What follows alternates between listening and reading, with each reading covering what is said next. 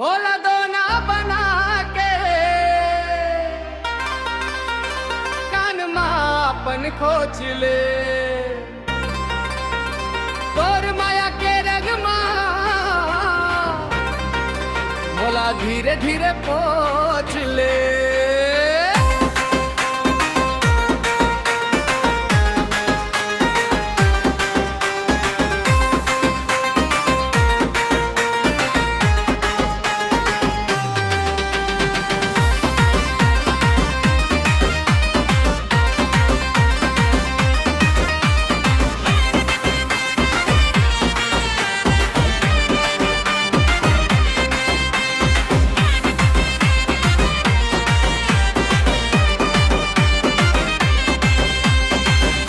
हंसी के झनकार मोर दिल ला छू जाथे तोर संग रही के गोरी जिंदगी सुहाना हो जाथे।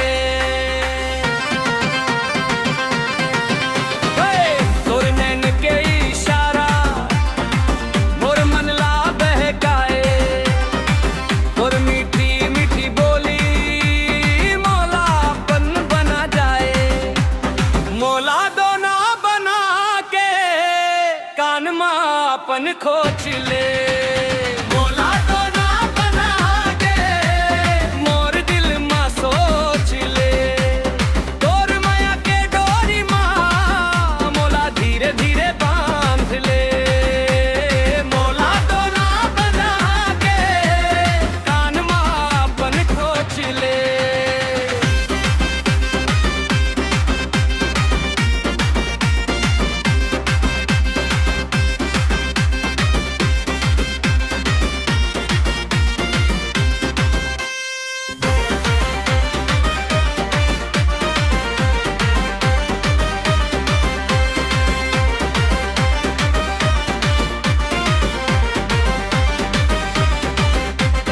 गली गली खोजत हम तोर संगवारी बन के तोर हाथ ला धर ले हूँ दुनिया ला भूला के।